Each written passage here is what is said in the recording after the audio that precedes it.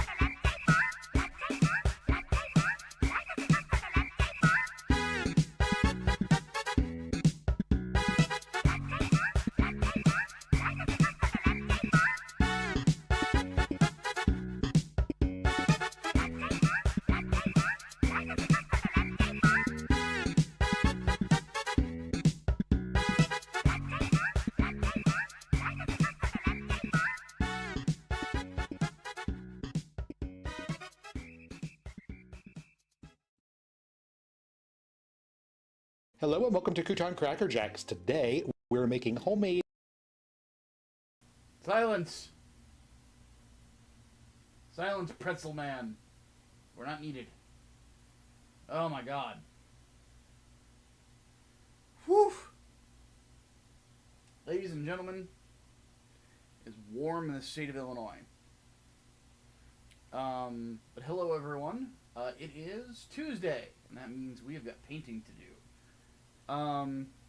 Let me open up something. I want to kind of give people an idea of like how hot it is right now. It is currently 91 degrees. Oh, it went down to 89. How nice. But the heat index is 106. 106. Yeah. So my entire apartment is ridiculously humid. And because what sucks is I live up on the second story, and heat rises, so it is abhorrently hot in every room of my apartment except for my bedroom, and even then only like that little cone of air from my air conditioner. It's rough. So yeah. Needless to say, I'm gonna be sweating a lot today. It's gonna be rough. But hopefully everyone's having a good day. Panzernaut says he has good news. That's always good to hear. Ronan's here, so is Columbia and Servant and Sebastian. Hopefully more people come in as we go along. So yeah, if I get stupid hot and sweaty and I have to call this early, I do apologize ahead of time. I don't think that will be the case, but I'm already starting to sweat, so we'll see what happens. So, yeah. Also, I did a little touch-up on our friend here. So for those who have been missing the sessions, this is where we're at with the Sinanju. He is mostly done.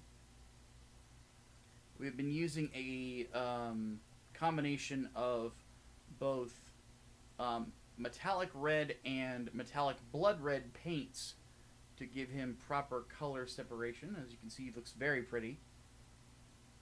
Probably one of the best paint jobs I have done so far. I'm not super proud of the whatchamacallit, the reverse wash. It could have gone better, but like overall it's a good looking mobile suit. And what I did was I touched up the chest piece. So once it focuses, you'll see it's a lot less dirty looking. There's still some spots, but I'll go over it again and kind of touch it up a little bit more later. But overall, it's a pretty good looking suit. But God, I'm dying here. I'm already like look at that. That wet is just from my. I've only been in this room for about 10 minutes, and I'm already drenched. This sucks. Okay, bleh. Also, hey there, Badzilla. Hey, Serena and Gabe. Hopefully you guys are doing pretty good. Hopefully you guys are staying out of the heat. But yeah, we're doing pretty good with our Sinanju. I'm pretty proud of it so far. Again, it could be done better, but at the same time, this is my very first time ever doing a reverse wash. So, like, you know, it's one of those things where the fact that I'm doing this well on my first shot, you know, I can hang my hat on that if I wore a hat. I usually only wear hats in the winter. But anyway, as you can see, like, the heat has very much worn me out. So we're going to try to get some stuff done today. And if we don't get a lot done today, we will continue, of course, on Thursday. Thursday, I think it's supposed to be a lot cooler than it is today. I'm assuming the heat is actually part of the reason why there's not a lot of people watching today. And let me look at the 10-day here. Yeah, Thursday it's supposed to be a bit cooler. The big thing is that tonight and tomorrow it is supposed to rain. So all of this heat, this humidity will just get out of the clouds and through the ground, and then, you know, it will we'll get some relief. Because generally speaking, that's how it goes. You know, place gets really humid, then it rains like a motherfucker, then it cools down for probably like the rest of the month. At least that's how Illinois goes. Finished my GPO3 MG, and it's hotter than up here than where you live. You live on the Gold Coast. Jesus, how's it hotter here? That's wild. Blah, blah, blah. Anyway, somebody was wondering why I played the Why the Fuck You Lying song to start. So, Seed fans again. I bitch about Seed fans and I hate Keyblade. But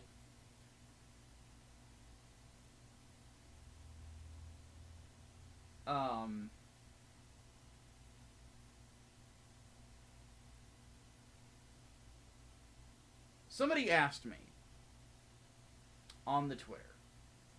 Let me read this real quick. I have to actually bring up the tweets, so bear with me for just a moment. So, someone named Rick's Automated Matt tweeted at me. He said, in response to my Seed Freedom review, hold on a second. Hold on. It's my game capture card. He says, I have a question. Some people claim that Seed saved the entire Gundam franchise. Is there some truth to this, or is it just total hogwash? See the following tweet. Now, this person has since blocked me because, again, Seed fan. And I just responded hogwash. The series was before Seed was Turn A, which rebounded from X flopping. So Gundam wasn't dead or dying because Turn A did pretty well in Japan. Pretty well being that it justified the whole series playing out, which, by the way, Turn A got a full 50 episodes and 2 compilation films. Generally speaking, if your show flopped, you don't get that. You know, you don't. Like in anime, you don't get that at all. If your show flops, you're lucky to even see a second season. You know? So yeah, hogwash. I said the series before Seed. So I said all that. He said, thank you for clarifying. So then I quote tweeted the individual in question to basically just say, like, nah, this is not true. Admittedly, I did mute a couple people because it was stupid. But, here it actually says, Seed is what saved the Gundam franchise. If not for its success, there would be no Witch from Mercury. Not true. Also, it's not like Seed fans wanted to wait 20 years. The movie was supposed to come out in 2006. And I said, this is incorrect. Gundam was not in need of saving. And if anything did save it after X flopped, it was Turn A. Seed is 6 years after Gundam's lowest point of popularity. because X came out in 1996, Seed came out in 2002. And there's, you know, a series in between then. And Gundam was on an upward trend in 2000. Seed's popularity comes from right place, right time. The reason Seed gained popularity is because it was the Gundam show of the anime boom that started in the early 2000s. If any Gundam show after Turn A saved Gundam, it was Gundam 00, because it showed that Gundam is a franchise to be taken seriously, not a Twilight-level writing fiasco that's more of a punchline. This, of course, is in reference to the narrative element, you know, because Gundam 00 took itself a lot more seriously. It wasn't written for teenage girls, blah, blah, blah. And then people said other weird stuff. Like somebody tried to say that Gundam Seed made Gundam Global, which is also not true. Gundam Wing made Gundam Global, not Seed. Seed came out years after Wing aired in the West, which was in 2000. Like I said, Gundam Seed, this is the context you need to keep in mind. Gundam Seed came out in 2002. It started airing in 2002 until 2003. And then it got an English dub in 2004, which then it aired on Toonami. Or it aired on Adult Swim. I remember because I watched the debut live that night. Because I was curious about it. I'm like, well, the mecha designs look really weird, but it might be fun. It wasn't. And, you know, I said that, it's, you know, it's like, so what took the franchise global was Wing. Because when Wing hit Toonami, it was a massive show. It was one of the top-rated shows on Toonami of all time.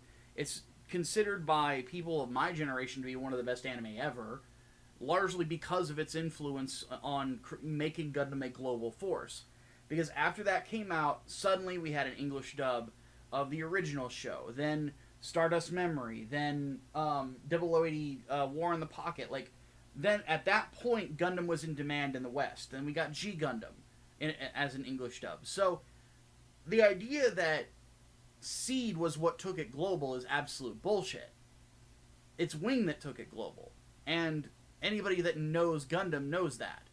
But Seed fans lie all the time to try to make their show seem like more than it is. And then another person said that Turn A was a financial flop. Said it was objectively a financial failure. It's like, no, this is a flat-out lie. Turn A had double the ratings that X did on television, received a full run of 50 episodes plus 2 compilation films. The only Gundam series that was a financial flop was X. Wing had higher ratings than Victory, got a sequel film, and took Gundam worldwide. Another Seed fan just making shit up.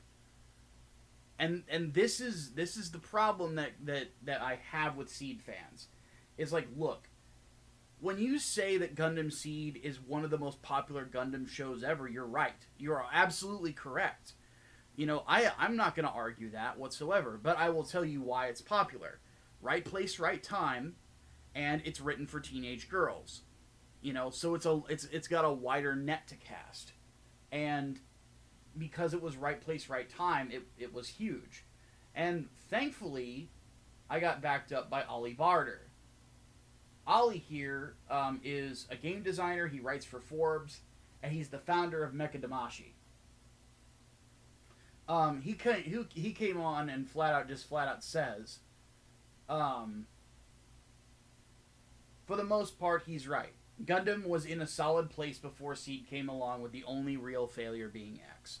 Seed was very much a case of right place, right time. This isn't to say which series was better, purely the business end of things. And that's effectively my stress on this. Is that, and why I get so frustrated by it, because it's like, look, I at the end of the day, I don't care if you like Gundam Seed. I keep clicking the wrong thing. I don't really care that much if you like Gundam Seed. I fuck with Seed fans because they say dumb shit, and it makes me laugh, so I fuck with them more so they say more dumb shit. I am trolling them constantly because it's fucking funny. You know? But the fact of the matter is that Gundam has had only one objective financial failure. Only one. And that is Gundam X. And there's reasons for it, too. Like, when I review Gundam X, which I might do sooner than later, when I review Gundam X, The one thing that you're going to find with Gundam X is it is peaks and valleys, which is a problem that a lot of other Gundam shows don't really have. Even Seed, I would even say, which is a rare compliment for Seed for me. Because Gundam X, awesome, flat out awesome opening theme. Art direction, about down here. Not that great. Story writing, back up. Really, really good. Really, really well done. Character design is good too. But then again, it's the same guy who did the character design of Gundam Wing. But then mobile suit design. Oh no, I already said it. But then the soundtrack, the score, the orchestral score. Terrible. And then the animation is honestly down here too. It's not that well animated. It has its moments, but overall it's not that good. And what you ended up having was a Gundam show that aesthetically was not very strong. Plot-wise was incredibly strong. I will flat out admit it is better written than Wing. I would honestly argue that until Iron-Blooded Orphans, it was the best written of the alternate universe series, like by a decent amount. Like Gundam Wing's writing is good, but the problem with Gundam Wing is that it relies too much on external media. It has the Halo problem, where you need the prequel manga to really understand the context of some things that are going on. Now, thankfully, they integrate some of that into the Endless Waltz movie to fill in the blanks, but you shouldn't have to watch that external media to not be confused about certain things. That's generally my my thought on that, you know. But yeah, Gundam X is a very lopsided series. And that was why it failed. And in the ratings on television, the ratings that you would generally get for a Gundam series after, like, Victory, I think it was, came in at about like a 3.5 on what Japan's equivalent to the Nielsen ratings is, which is not that great, but it's enough to keep the show going. It's enough where the advertisers and the sponsors are paying you money. You know, you're set. You're not going to have to worry about the network saying it's not worth it to have you on television, where we could bring other things in that would bring in more money. It's like, we've still got a spot for you here. Effectively, what else was there? Like, so, but Gundam X, its rating was a 1. Compared to Gundam Wing on the regular having like a 4.5. G Gundam had a 4.1 on the regular. Victory had like a 3.8. And Victory was considered underwhelming. But X was an abysmal failure. Whereas Turn A brought it back up to a 3 rating. Now, the thing about Turn A is that it was never going to be as big as the previous Gundams that have come before it, because it doesn't feel like a Gundam show at first. But it doesn't feel like one. I've watched the first few episodes of it. It does not feel like Gundam to start. It doesn't. It's a very, very different sort of a show. But as it goes on, I understand it ties more into Gundam. So, I trust Tamino. Whenever I watch it, I will probably really enjoy it. What it reminded me of was, what is the guy's name?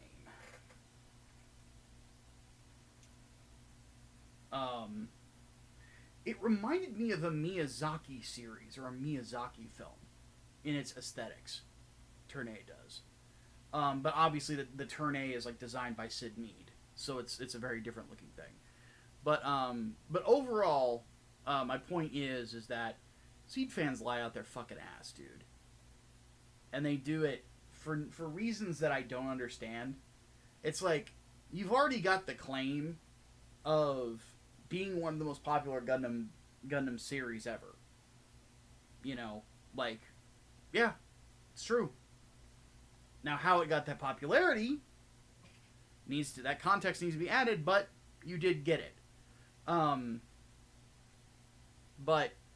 at the same time, you know, like, there's other facts that have to be kept in mind. It's not very good. So yeah, when it comes right down to it, like, that was my frustration today. It's like, dude, you don't have to lie about these things, man. You don't. You know, you can, it's okay for your series not to be the, you know, the best one. You know, if you're a fan of it, why does it fucking matter what I say? You know? But Seed fans say that shit all the fucking time, and it's just patently wrong. That might be a subject of a video in the future, of what did Seed save Gundam? And it's like, nah, it really didn't.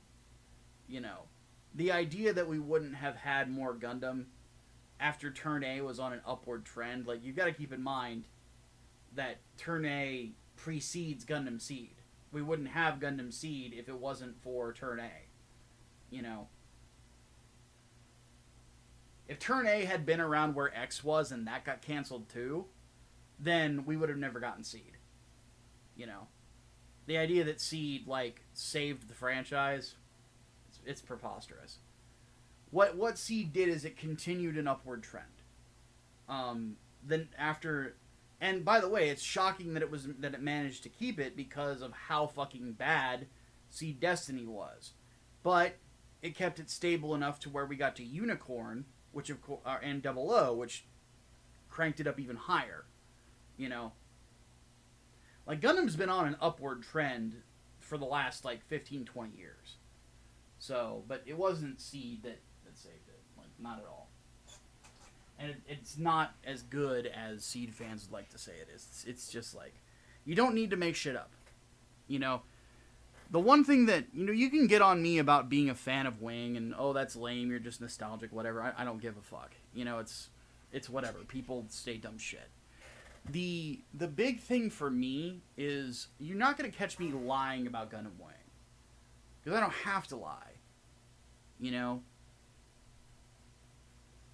There's nothing worth lying about. The truth is much more interesting.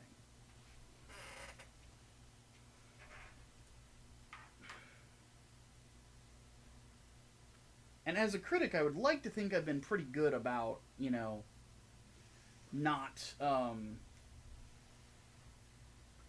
bullshitting my viewer base about what's actually going on. Alright, so let's go ahead and get the metallics out of the way first.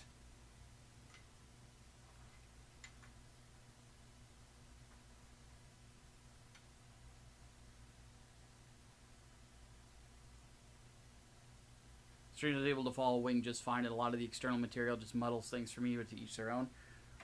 Well, that's the thing, is, like, some people don't understand, like, the little things. Like, why does Wu Fei continue to call his mobile suit Nataku?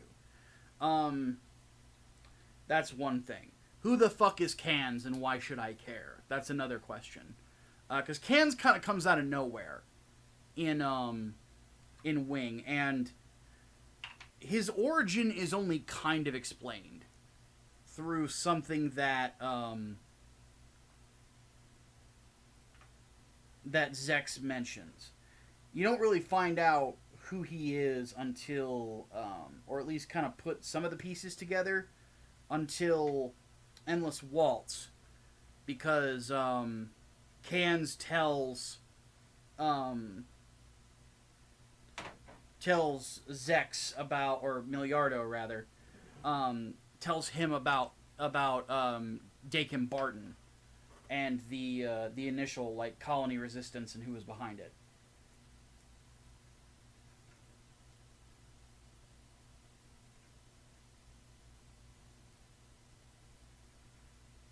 And it's kind of a throwaway line too, you know?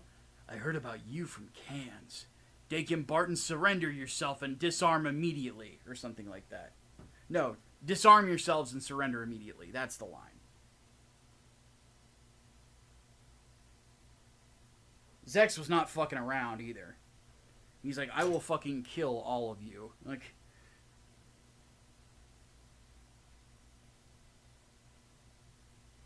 speaking of Wing, that third-party 160 Tallgeese is coming out soon. Yeah, a lot of people are freaking out about it, man. It looks like it's a good kit. It's just not... I've got enough Tallgeese, to be honest with you. I've got all three of them. Right, I've got the 1, the 2, and the 3. I don't have the Flugel. The Flugel I want to do, if I ever get my hands on one, I actually want to do like a special color, custom paint of it. I think that would be pretty cool. Okay, I need to clean this out a little bit.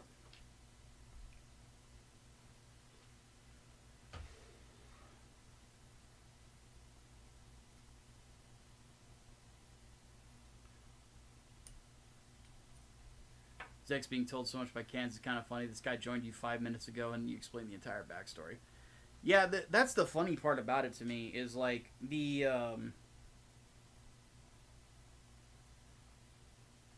they effectively go to Zex just because they need a symbol. They need a guy that can rally the troops, so to speak.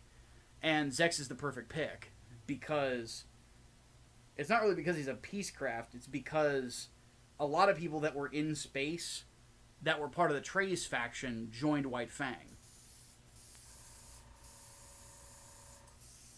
So, he was really the perfect guy to kind of to unify them under one banner. Not to mention he had come to the colonies as an ambassador to speak out against Oz.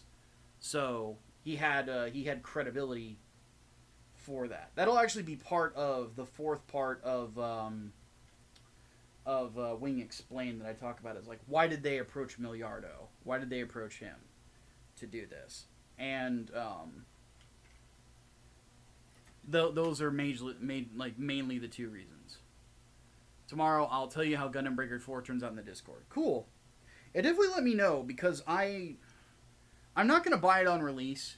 My video game money for the next month and a half went to Space Marine 2. And I am very excited to be playing that. We will be streaming it when it comes out.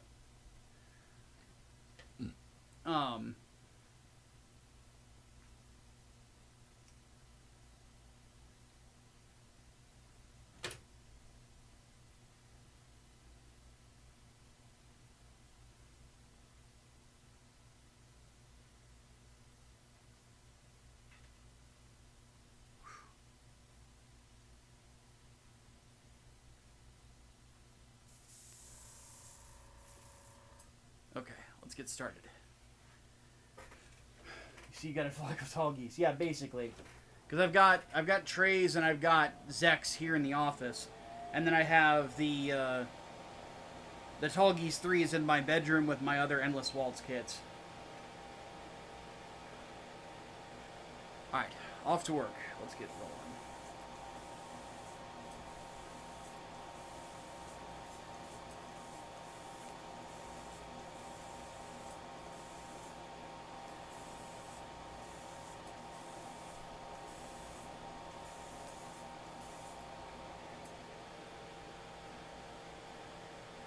Question for you guys, since I mentioned Warhammer. For those of you who like Warhammer in here, what's your favorite chapter? I probably asked this question before, but I am curious as to what people think.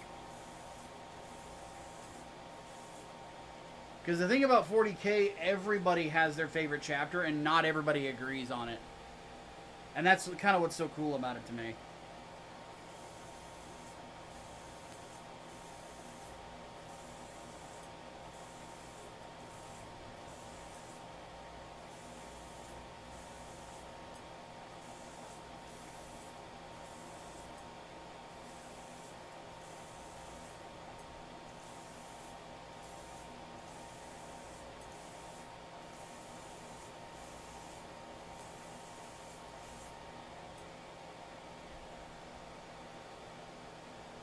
Imperial Fist, Black Templars are the Salamanders. Servant says the Salamanders.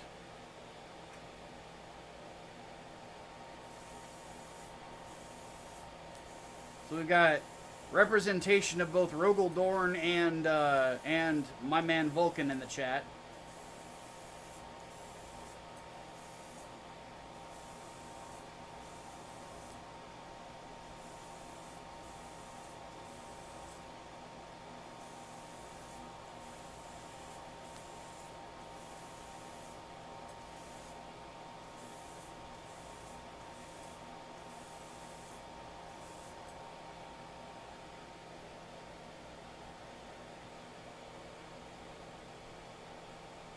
The knowledge about 40k. Don't know anything about Warhammer. Exactly. Vulcan lives. Stomp, stomp.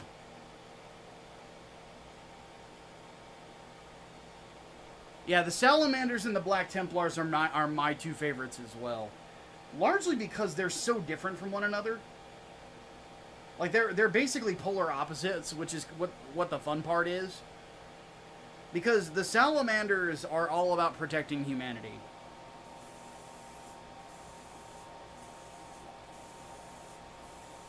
Their idea for protecting humanity is a gentle hand and a righteous flame against their enemies.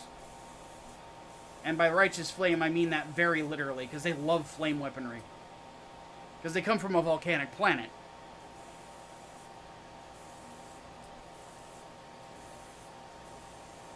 The Black Templars take the opposite approach. The Black Templars believe that the best defense is a good offense. So they crusade all the time.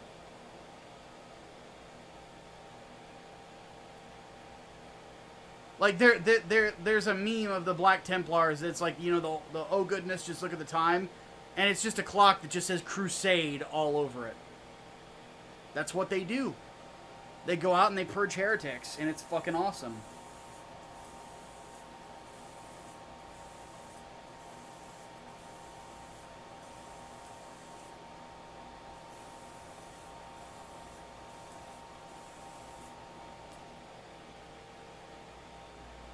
Like, it's just simple stuff. Like, there's something great about it. And they don't give a flying fuck about the Codex Astartes either.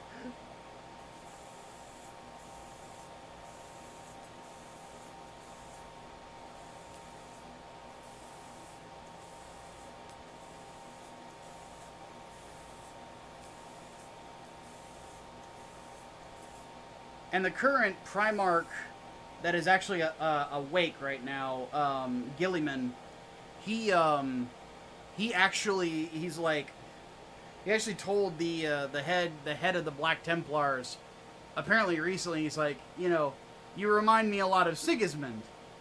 And what the head of the Black Templars is like, oh, you honor me with that comparison, my lord. And he's like, no, you don't understand. I mean that in all the negatives, too. Because Sigismund was a bad motherfucker, but he was a little unhinged.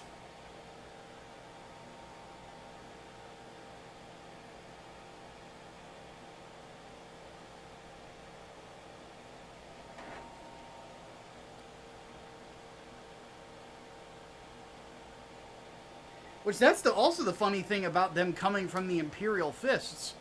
Because the two chapters of, like, the first 20 that are, like, very defense-oriented, I would say are the Salamanders and the Imperial Fists. Like, honestly, if you're at a place, like, that needs defending, like, there's a Forge world that is putting together your best ships and your best Titans and so on and so forth. Generally speaking, you're going to send in the Adeptus Astartes Ultra. You're going to want the Ultramarines because they're kind of good at everything. But if you want defensive specialists, you're going to call the Imperial Fists, and then you're going to call the Salamanders, because the Fists will create the best defense that your place could ever need, and then the Salamanders will make sure that everybody gets covered while the civilians are all, like, located or get off world, basically.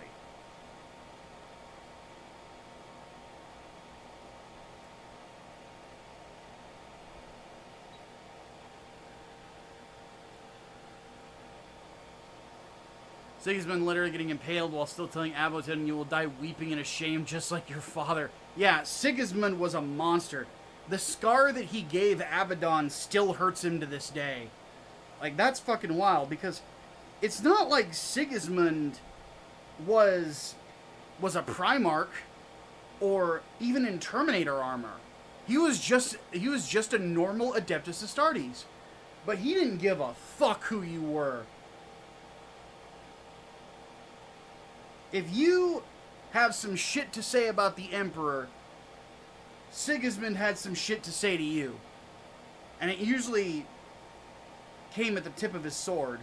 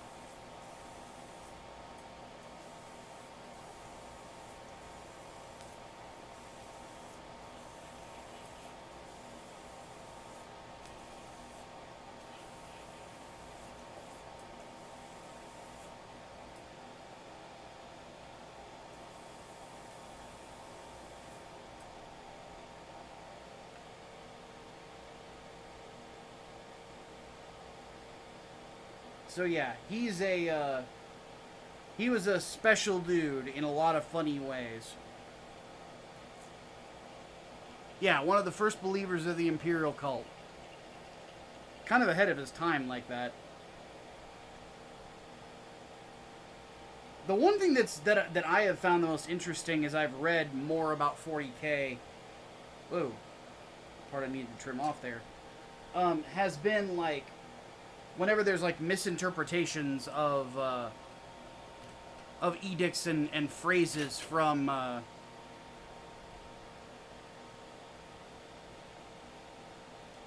Primarchs.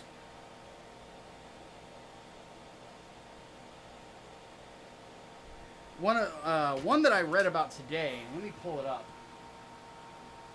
I didn't read about it, I saw it on YouTube. Was between a salamander and I want to say a member of the Iron Hands.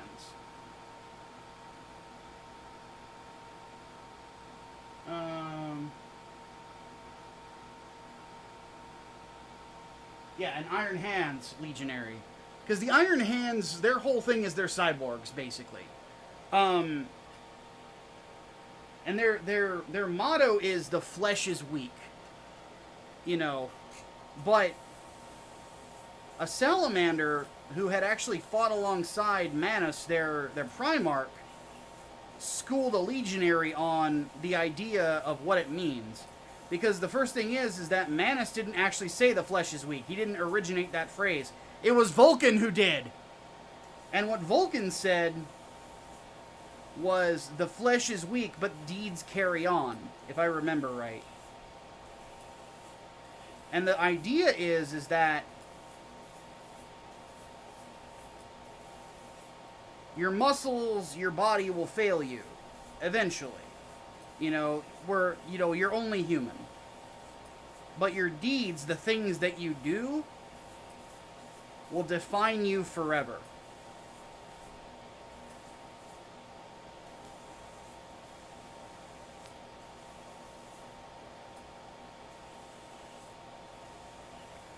And it's something that he took that Ferrus Manus took to heart, because he agreed.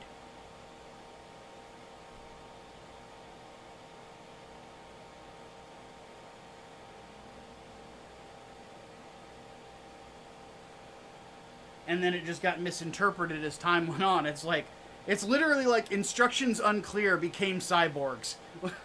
Like, really?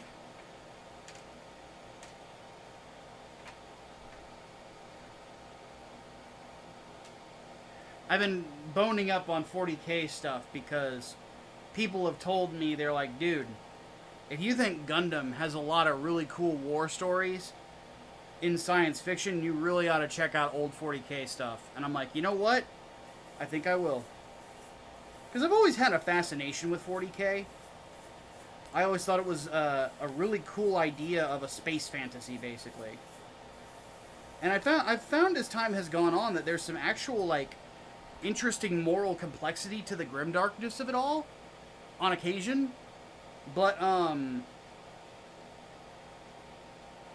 like, alright, I'm gonna have to look into this. Because a lot of things that I own a decent amount of 40K video games. You know, like, I like the setting. The setting is really unique.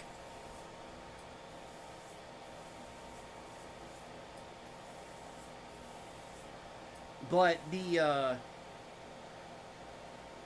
downside is like, honestly, the thing that interests me the least is the miniatures.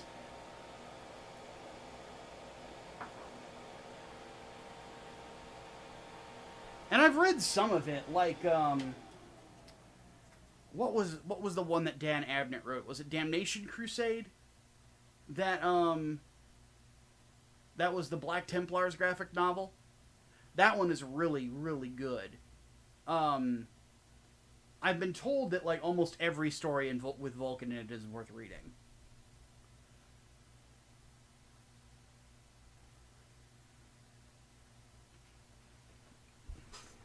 I also, honestly, believe it or not for edgy reasons, like the story about when Vulcan... Okay, so there's a thing that gets brought up with Vulcan. Because Vulcan is, like, parodied, like, oh, he loves to hug and boop the snoot and all this other stuff. Like, Vulcan has been probably memed more than any of the Primarchs. Harder than anybody by the community. Except for maybe Rogel Dorn, because Rogel Dorn is a humorless fuck.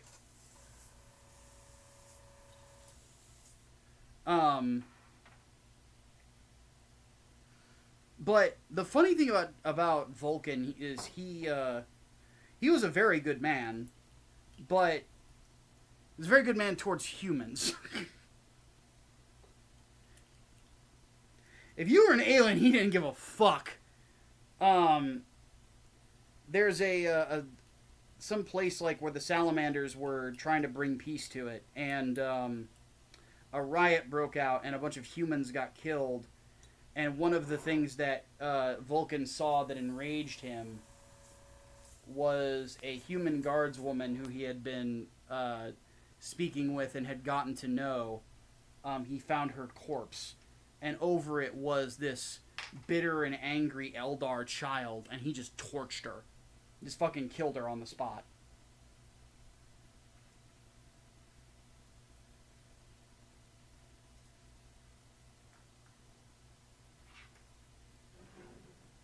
Which brings some interesting moral complication to things. Though, personally, I say, we suffer not the Xenos to live.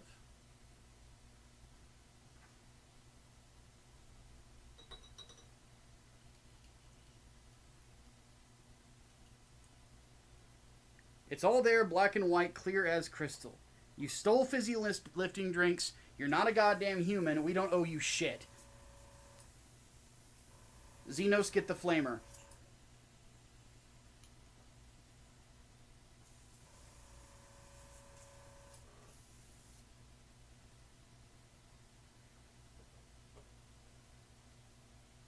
Have a good night, Ronan.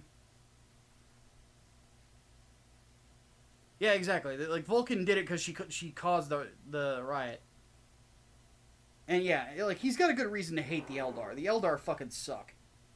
I mean, granted, I will freely admit, in most science fiction, I am team humanity all the way.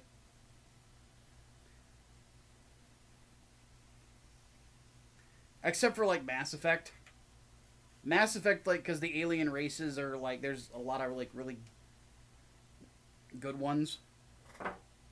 Or good people in them, just bad leadership.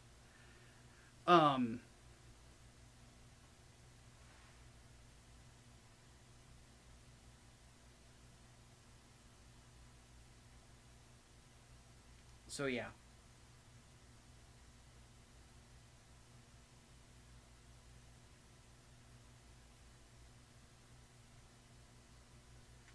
But then again, that's the thing, is, like, generally speaking, more often than not,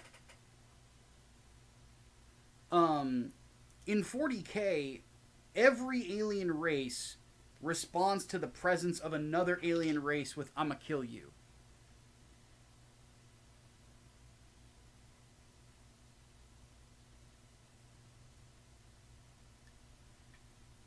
It kind of says like everything you need to know on the tin. In the dark grimness of the grim darkness of the far future, there is only war. Meaning all these factions are always trying to vie for superiority over the other.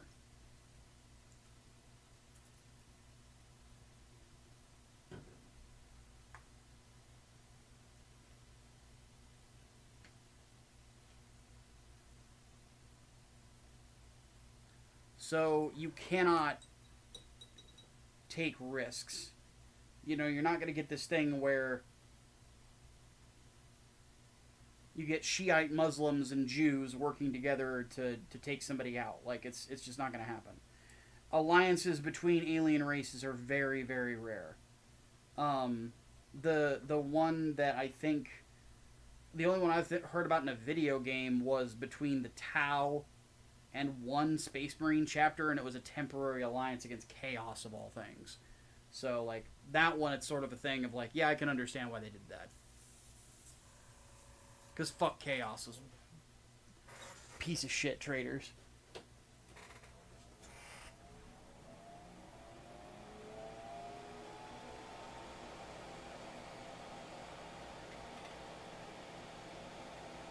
Fuck the Tau, too, though.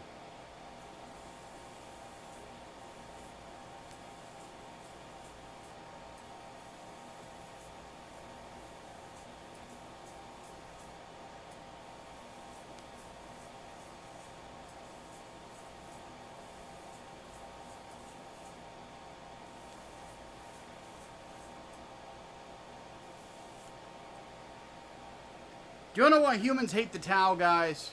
Because the Tau think that Gundam Seed is a good show.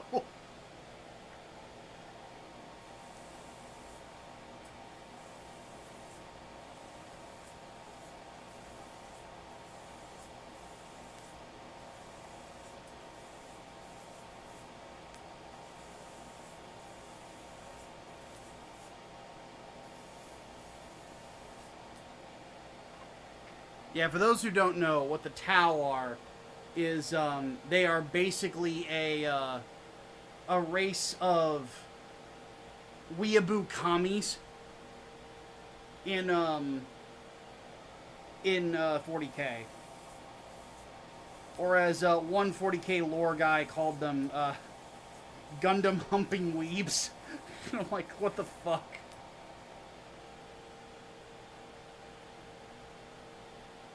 But that's effectively what they are, is like, they were put in to be the good guy characters. Like, they were the good faction, and nobody liked them.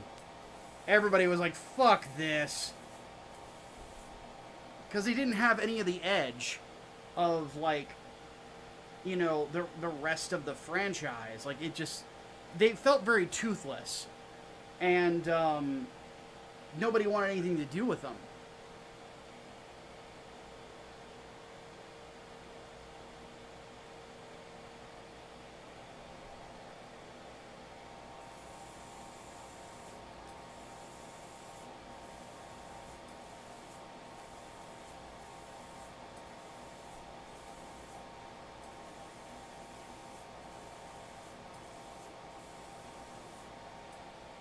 So, they ended up being just as much of bastards as everybody else. Which I'm fine with. Let's just have the salamanders be the good boys.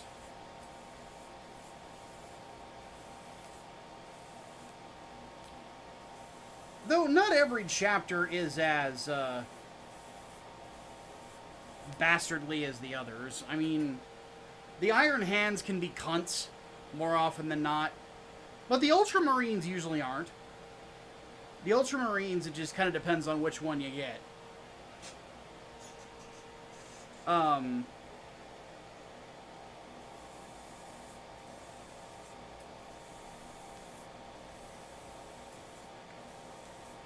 Ultramarines can understand the value of human life. And of humanity of it itself. Like, we see that in Captain Titus, specifically. But the mission always comes first.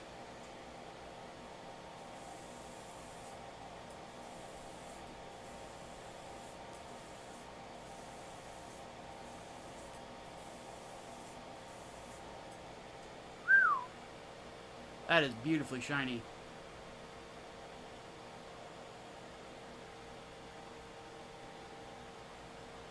Marines Malevolent are the worst. Yeah, they're not very nice. They are pricks, to say the least.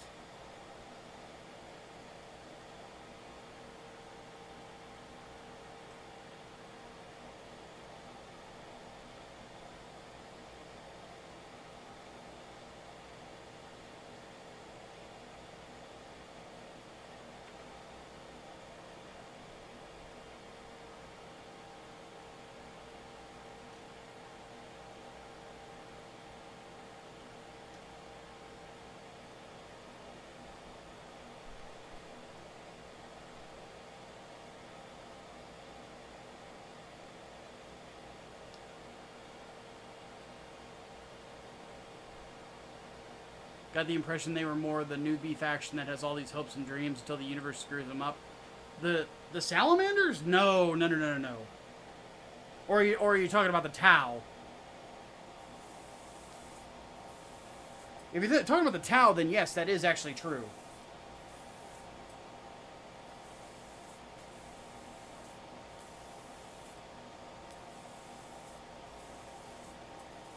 Because one thing that the Tau have remarked on is that they have come across Space Marines that have been fighting in wars and on the Crusade longer than the Tau have even been a spacefaring race. Which is wild to think about. Yeah, the Tau. That is their story. Is like they started off as like the naive faction, and then they end up like, oh fuck, like yeah, the universe is kind of shit, and if we're gonna live in it, we gotta survive, because nobody's gonna help us.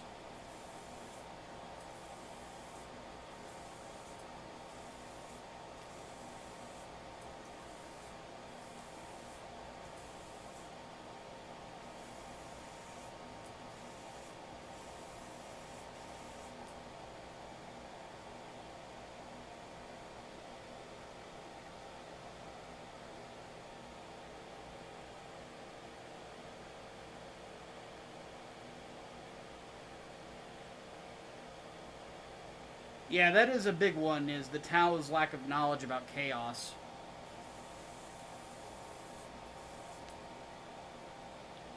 I mean, granted, there's a lot of factions that don't seem to understand the full threat of that, of chaos, at least not until recently.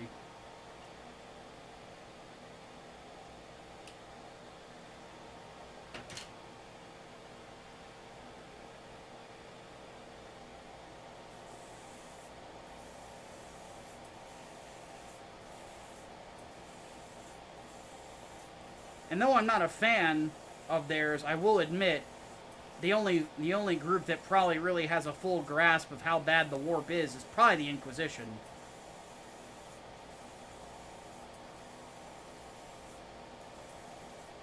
Now, I don't like the Inquisition. I think that they make a lot of stupid mistakes, but they do at least have an understanding of like what these chaos gods can do and the threats that they pose.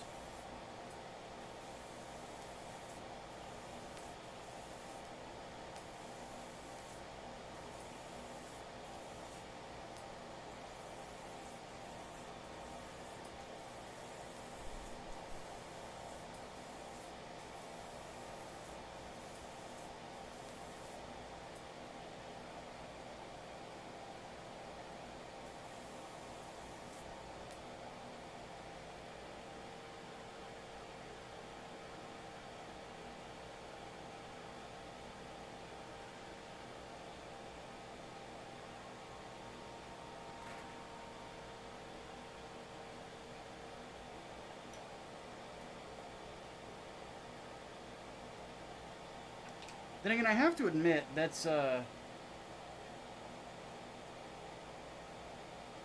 one of the interesting elements of 40K. Well, I guess Warhammer in general, but I prefer how 40K tackles things to Warhammer Fantasy. Is the idea of the Chaos Gods and what exactly they represent and what they can do. and just the idea of what happens if they get unleashed upon the universe.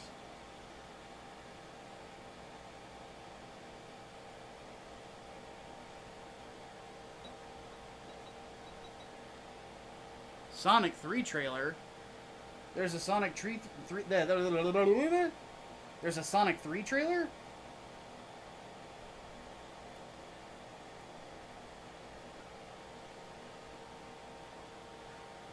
I will have to look into that. Alright, have a good night, Badzilla.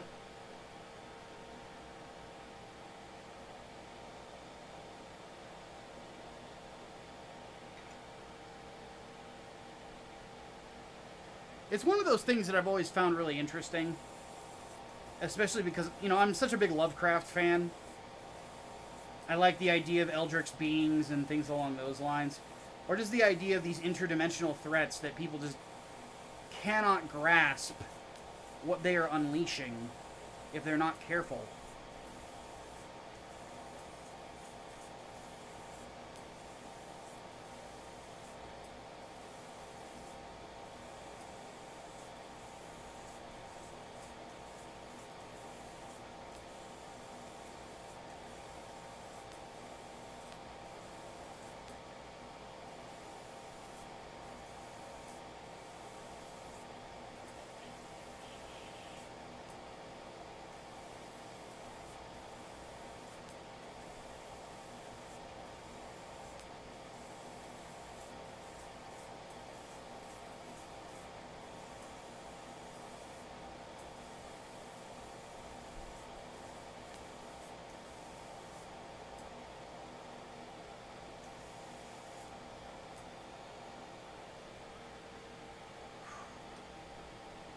I'm already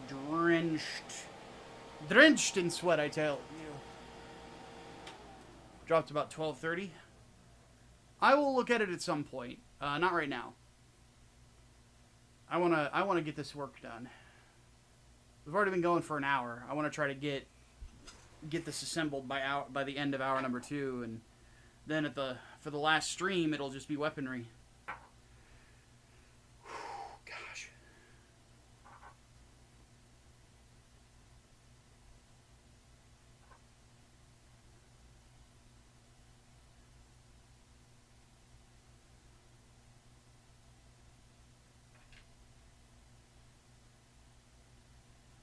But anyway, as I was saying, like, there's just something about, there's an appeal there for me of those who dare to tamper with things that should not be tampered with.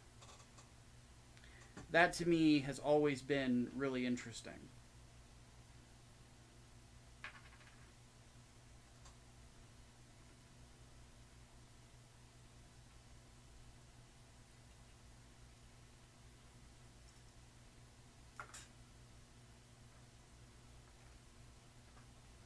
Because one thing that has always, like, been an idea that, you know, I've kind of had in the back of my brain is, are there things out there that exist that man is not meant to know, man is not meant to touch, man is not meant to reach? And if so, what are they? Admittedly, it has snuck into my writing as well. There's some elements of that in Project Lazarus, for example.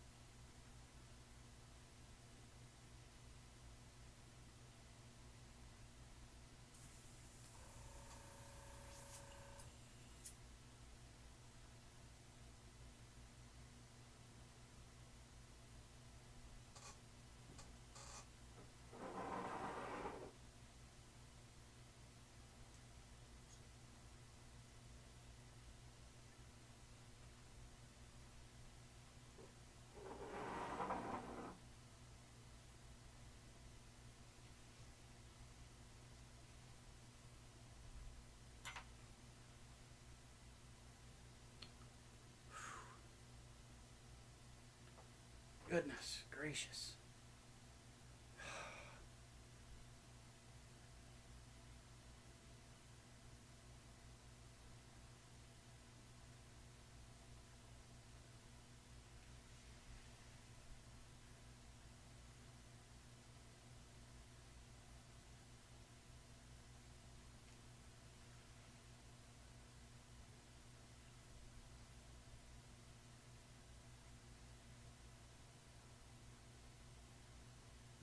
I know how I want to tackle this.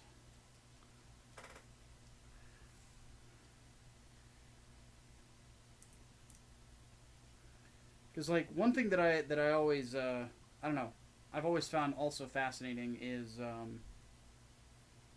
the types of people that buck against the idea of man was not made to meddle. Like, that's actually one of my favorite lines in Age of Ultron, which is admittedly a movie that I like more than a lot of other people do.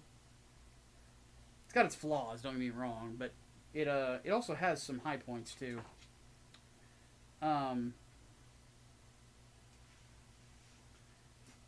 Because I like that Tony Stark is of that mentality.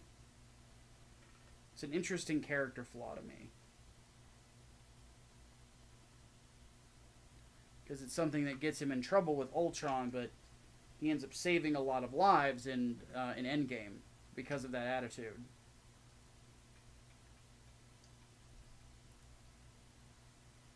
Because he dares to think of the things that other scientists would not dare to think of.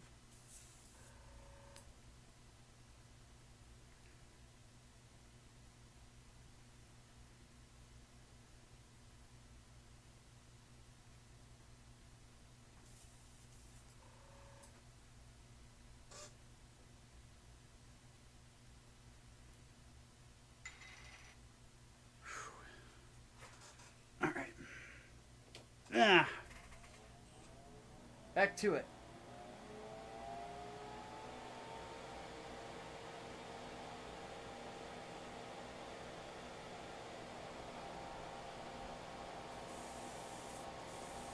We're going to prime these real quick. Whoa, whoa, whoa, whoa, whoa. Thankfully, none of that spilled on anything else. Move those over there.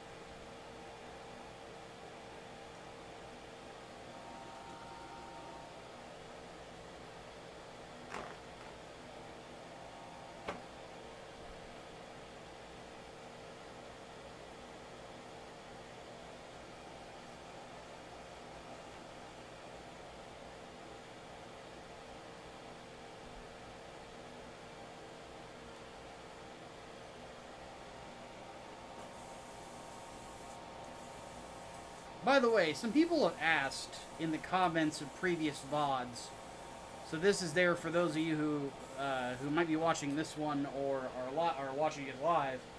The next kit that we're working on is the RE1100 Nightingale.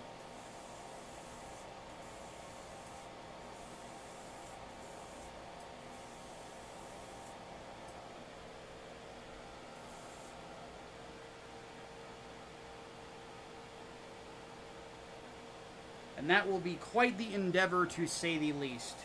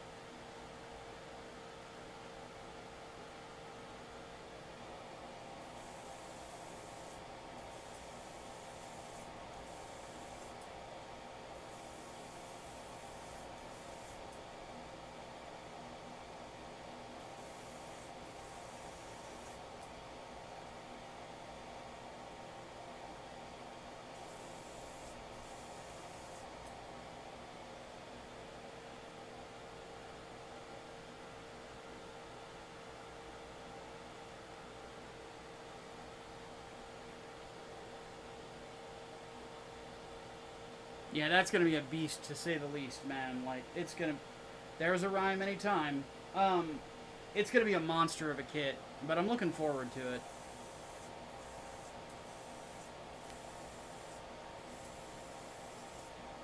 I am gonna have to order more paint thinner, though.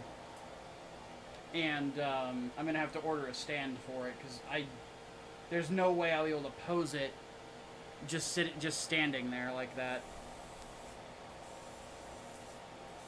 The plan is for it to get a spot somewhere in my apartment where it's posing in a combat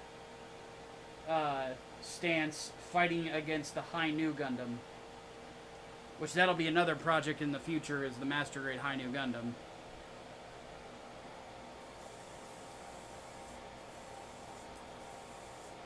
Which I'm actually going to paint in its Super Robot Wars paint scheme.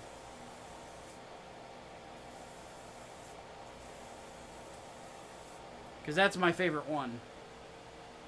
Because it's got a few different looks to it.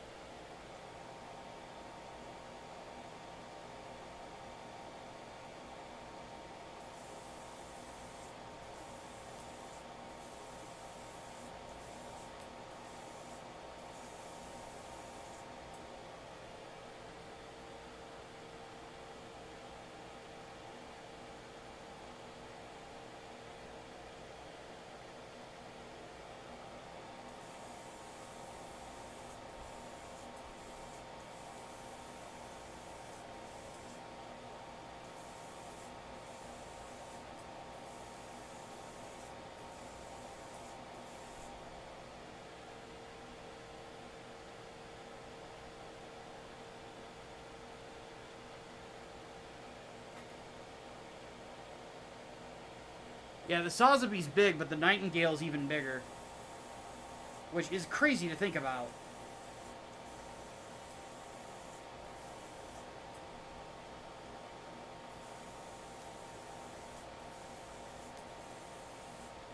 Like, the two suits are the same height. But, the Nightingale is wider.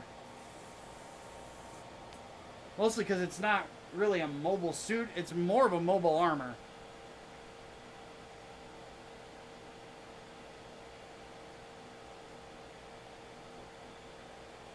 And I actually have that thing unlocked in GBO2, and it is like piloting a boat. I'm not really the biggest fan of it.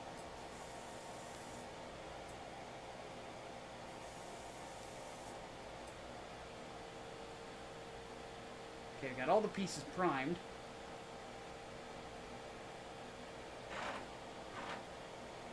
What thinner do I use?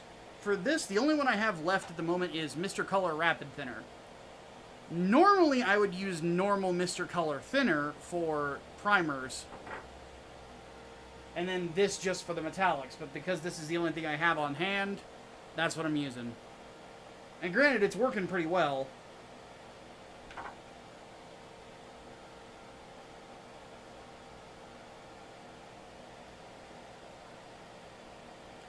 But yeah, I'm almost exclusively use Mr. Color paints. I like the texture of them a lot more. I think there's a lot more variation with them than other brands. The only other brand that I would say I really like that I've tried is Splash Paints. I think Splash Paints are pretty awesome.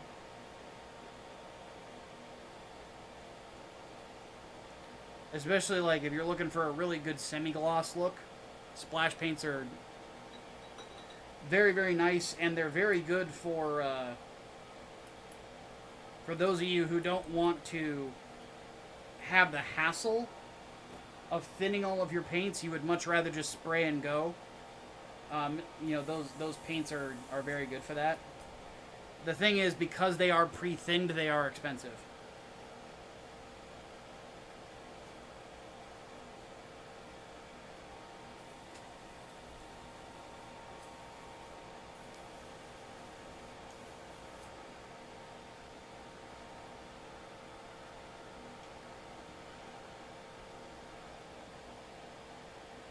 I'm going to take a second.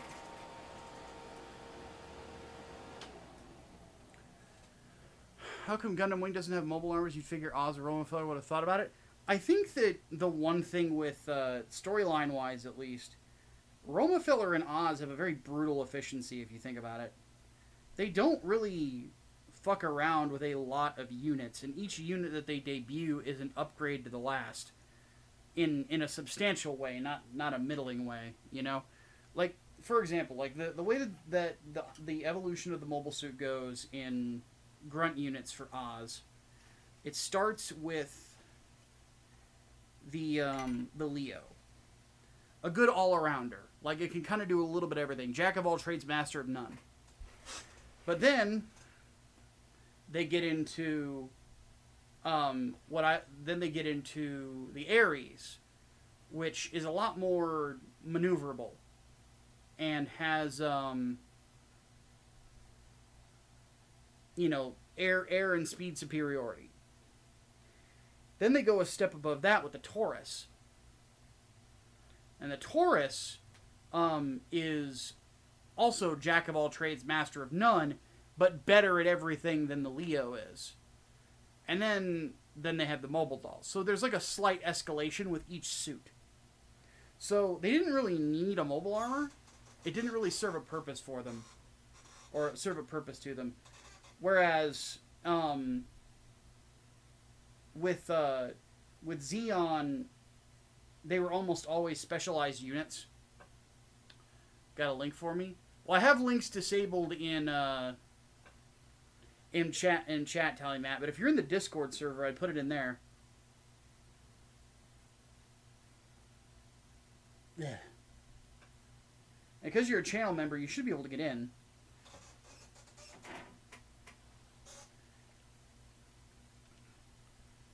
God, I'm gonna need to drink a lot of water after this.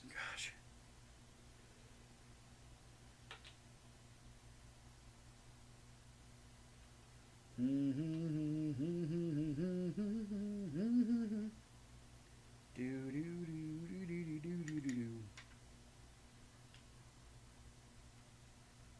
That is the wrong thing.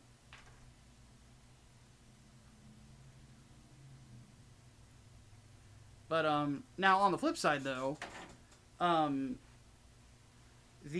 are some mobile suits with a mobile armor mode. The Taurus units have a mobile armor mode. And so does the Epion.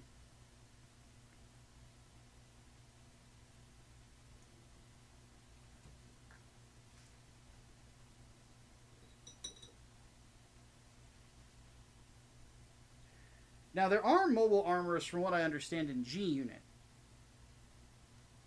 But I have not read G-Unit yet. So...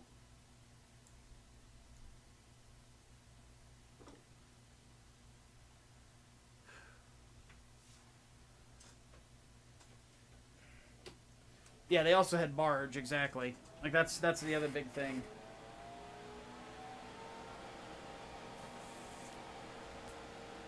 If there's one thing that I can... like, there's a reason that in my videos, like, I compared Oz to the Titans. The Titans had a lot of specialized mobile suits, but those were not mass-produced. They were specifically ace units. That you would only ever see, like, maybe one or two of them.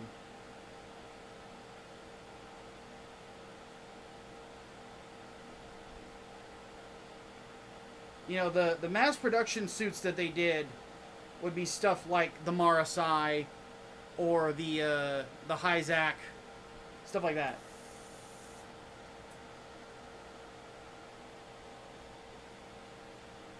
Like with the Bound Dock, there was only 2 or 3 Bound Docks that were made.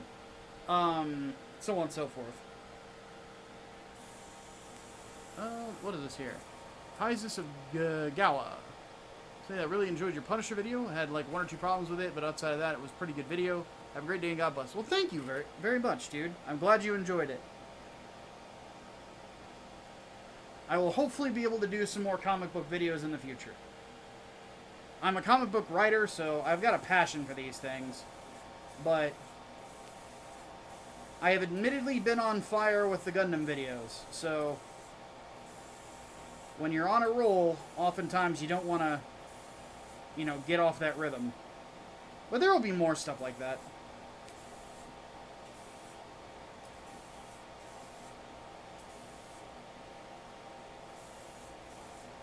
my theories on comic books and the things that are influencing them right now are can go pretty deep. I'll put it that way. And I think that there's some elements about the way that comic books are written nowadays that are emblematic of our culture.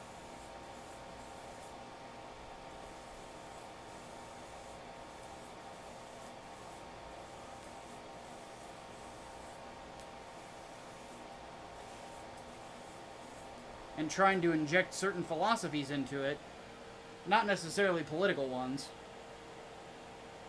that I think are screwing with the formula. And I want to talk about why they're screwing with the formula. Have a good night, Eclectic. Oh my gosh.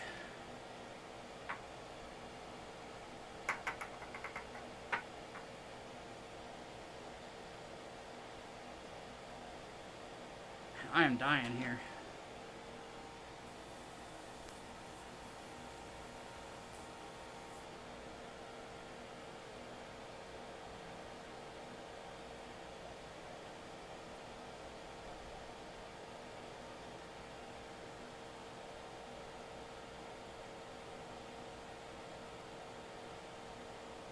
Well, Pisces, I have to say, man, if you're not subscribed already, I hope you do. Because like I mentioned, I am a comic book writer myself. I don't work for the big two or anything like that. But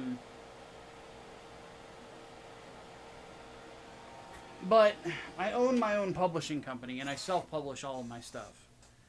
And if you're interested in stuff that is more inspired by those old school comic books, I've got cool stuff that's coming in the future. Just, you know, just hang out with us. Cool stuff is happening, you know?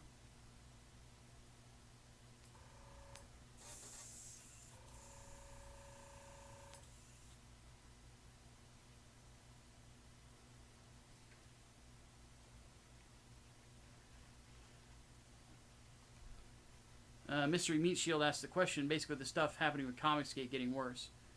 Your sentence is phrased a little weird. Do you mean the stuff that's going on with it right now, or do you mean like stuff that caused it to begin in the first place? Because if you want my commentary on the things that are going on right now, I'm not going to comment. I want nothing to do with that circus. Not my monkeys, not my circus. The stuff that caused it to happen, I can comment on. You know, and the type of comic books that were being made. I would love to talk about that. Punish the villain because of the Jason Aaron's run on him. Yeah. So that Jason Aaron really fucked him up. You think Punisher's too much of a villain in the Max run? Interesting. I don't think I agree with that. But at some point, I would like to do a deep dive into Garth Ennis's run. I haven't talked about it in a while. And when I did a video about it years ago, it was like a very quick 15-minute video. And I don't really... and it was really just me saying, hey, I like good comic books. This is a good comic book. Go read it. You know? So I figured maybe I should go a little bit more long form on it. Hey there, Minute Man. The stuff that caused it to begin. Yeah, like the there is this weird injection of what I would define as postmodern morality, which has unbearable naivetes attached to it, and I've always felt that Marvel Comics had a much more mature take on morality and the tougher elements of being a superhero. And I feel like in some ways, the things that go on these days have largely dumbed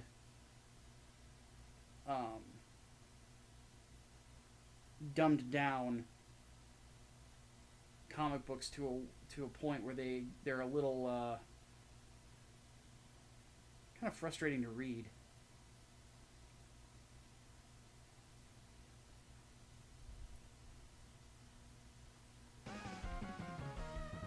Whoa, Oh, $5. Thank you, Rachel. Ginger says, just quick thanks for the stream before I hop off for the night. Have a good one.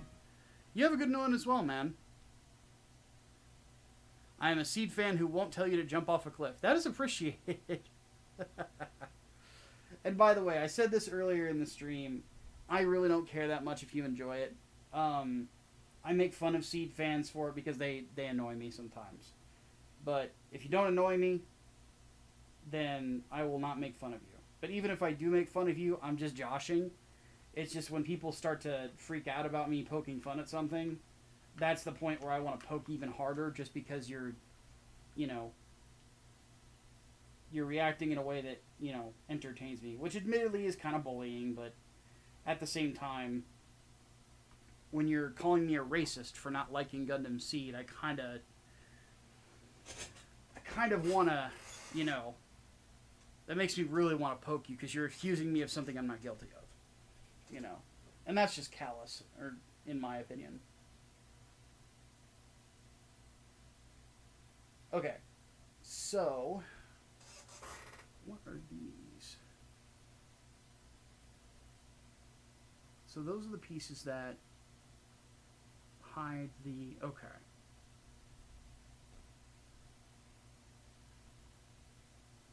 I think I've got it.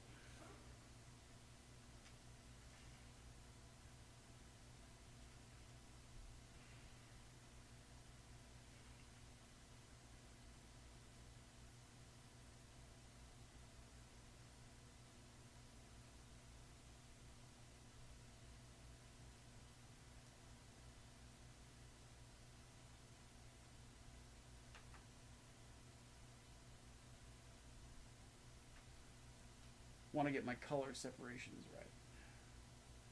So I'm rearranging some pieces.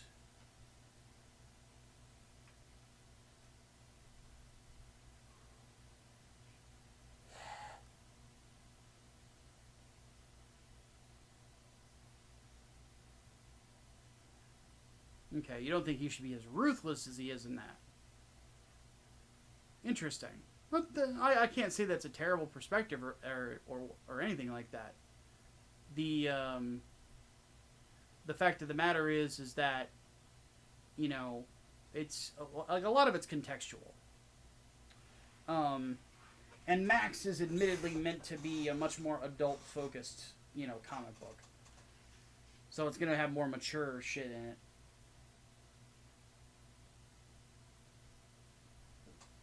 Personally, though, I am of the opinion that Max is the best the Punisher's ever been written. But I am only one man.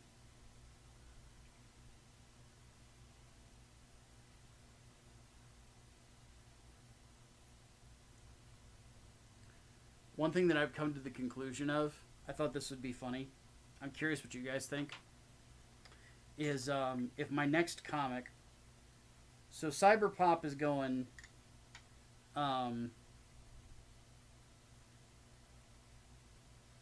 is going live on the 7th. So that's the book that I edited for Almighty Lolly.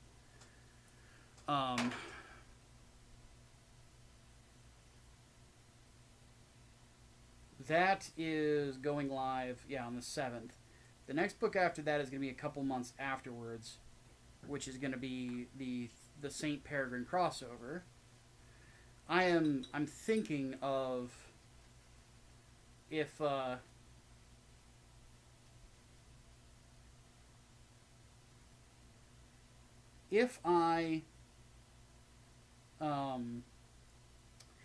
comic hits $50,000, which would easily be the most successful comic I've ever written. I'm thinking if we hit that, I will read Gundam Seed fan fiction for an hour on live stream as a celebration.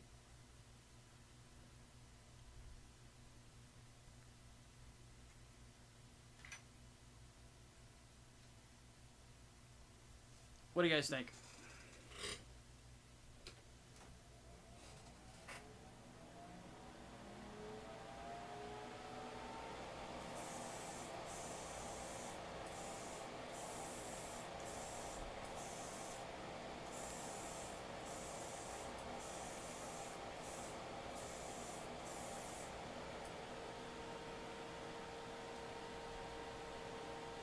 Gabe's like, oh my.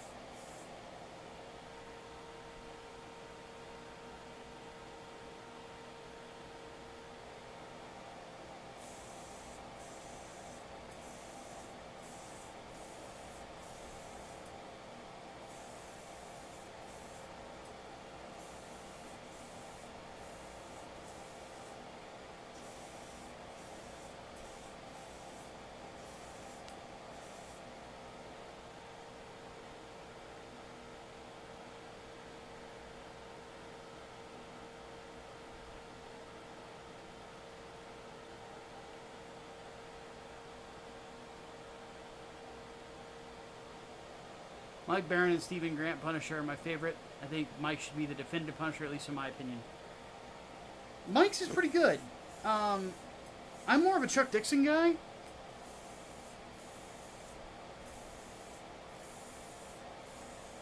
But yeah, Mike Baron's a pretty talented writer. One thing I want to do at some point, because I don't know Mike Baron, I've never had the chance to meet him. I do know Chuck Dixon, though, believe it or not. I've interviewed him before. And I will, I plan on doing another Punisher video at some point, and I want to talk about the character from the perspective of people who have written him. And specifically, I want to get in touch with Garth Ennis, Chuck Dixon, and Mike Baron, and ask them, like, when you think of Frank Castle, how do you think of him? Do you think he's a good man? Do you think he's an evil man? Do you think he's just has a dark side? You know, when you wrote him, what was your intention of how you wanted to portray him as a person?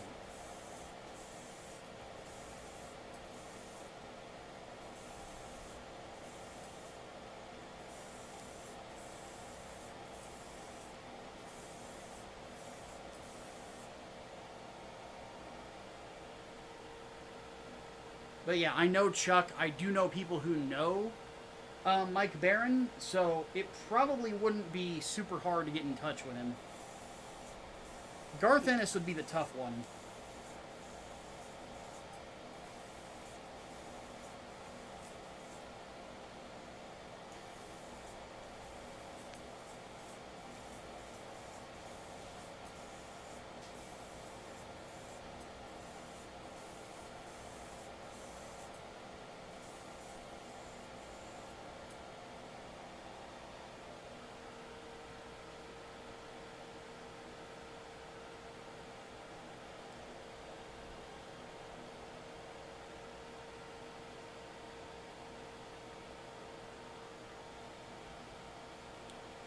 For your Punisher to be more of a Batman style hero that kills people sometimes. Okay, that's interesting. More of the traditional, more comic booky feeling anti-hero. I can see it.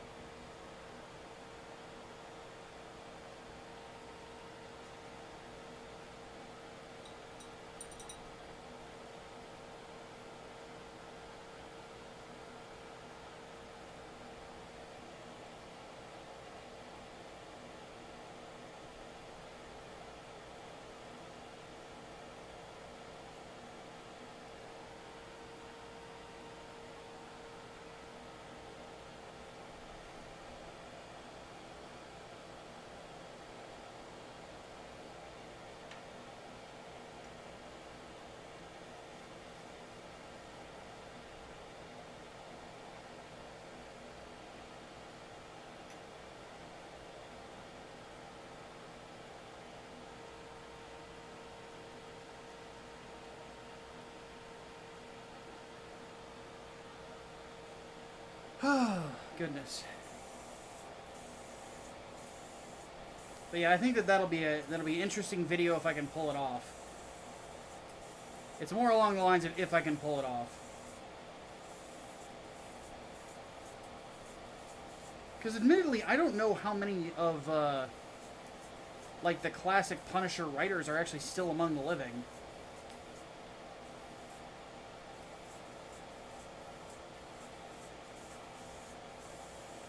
Because Stephen Grant is another one that I wouldn't mind talking to, because he wrote Circle of Blood.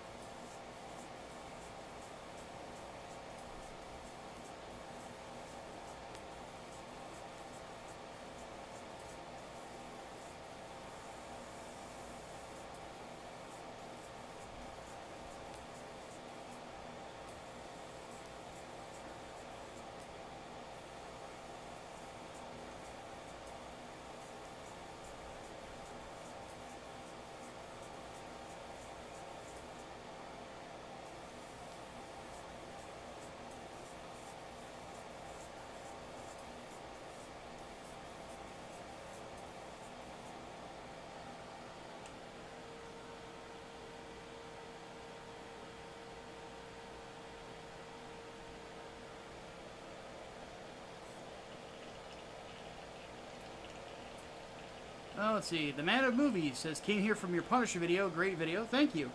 Honestly, I'm curious to read Circle of Blood, as my only exposure to the character was 04 Warzone movies and John Bernthal's tenure, which are all inspired by Ennis's work on the character.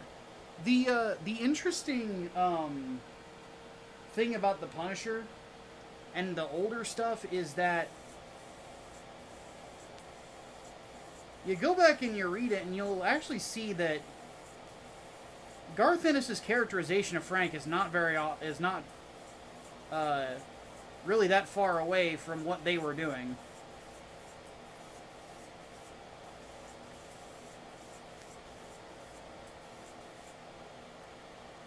The big difference is like his ruthlessness. He's older, he's a bit more fed up with things.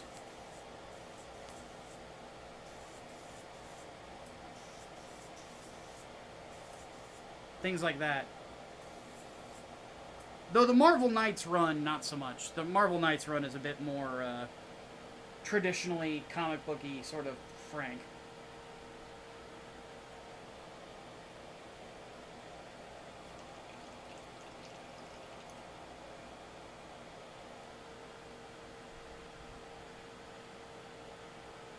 But yeah, like the jailhouse beatdown that happens in the Daredevil TV show is actually partially inspired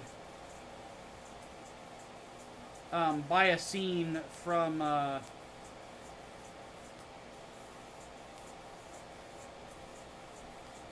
or in Circle of Blood. Because in Circle of Blood, Frank starts out inside a prison.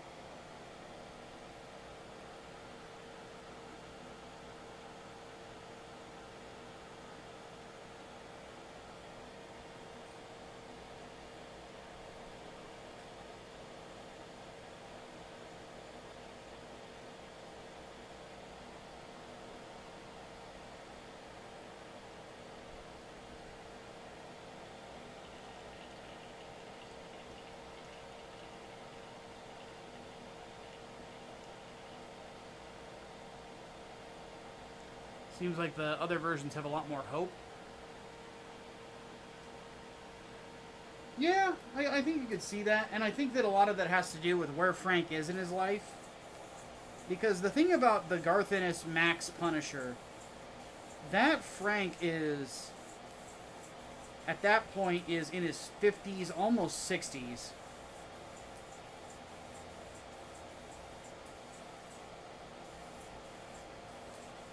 And still going around doing Frank Castle things.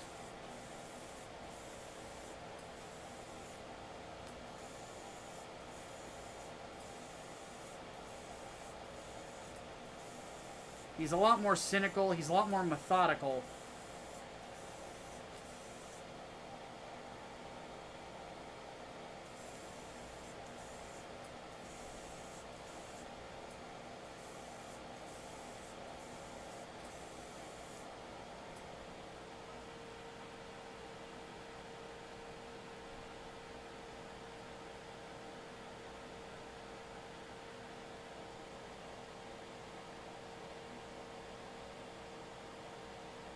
Wish Warzone was better, decent, but honestly, the idea of the Punisher accidentally killing an innocent undercover cop FBI agent.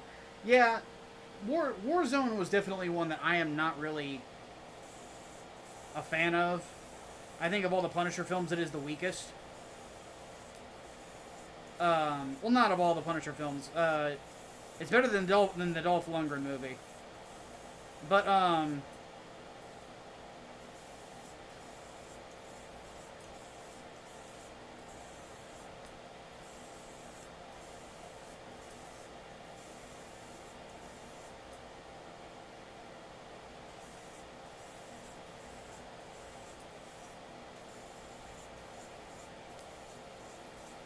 But I think that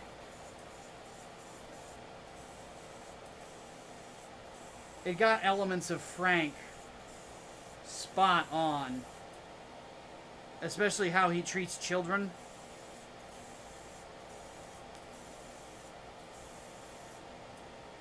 And what his reaction would be if he had made a mistake like that.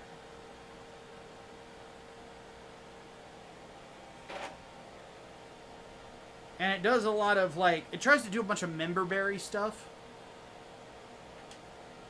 by having characters named Pitsy and Ink and McGinty and even some of the characters from the Slavers, but just having them be just basic mooks.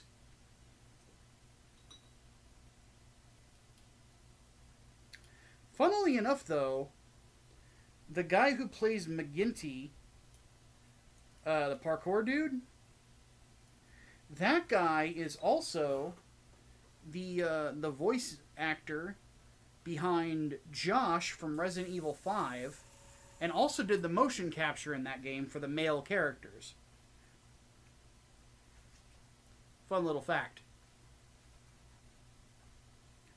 Dude is a big-time class act. He actually, when game journalists back in the day were actually trying to call Resident Evil 5 racist, he was one of the first people to chime up and be like, look, dude, I'm working on this game. I am black. If I thought this was racist, I wouldn't be here. You know. Classy guy. Very much appreciate him. Can't remember his name off the top of my head. But if you see him, he looks like Eddie Gordo.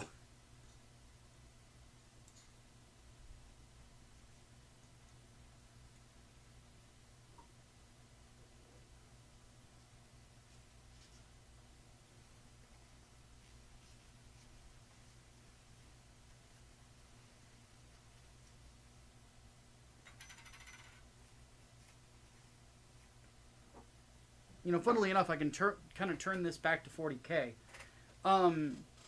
Frank Castle looks at what he does as the never-ending war. It's the never-ending crusade. Wants donuts? Donuts sound pretty good right now, but it's way too hot. Gosh. I might have to call it, guys. It is very hot in here. I am fucking miserable. I kind of want to finish this another day. So next time, I think we're going to do the... we're going to finish painting the backpack. We're going to assemble it. And then we're going to do the shield and the weaponry. But it is so fucking hot right now. I am just sweating buckets, and it's very uncomfortable. So I want to go back and lay down. It's actually kind of making me feel sick. So I want to go lay down.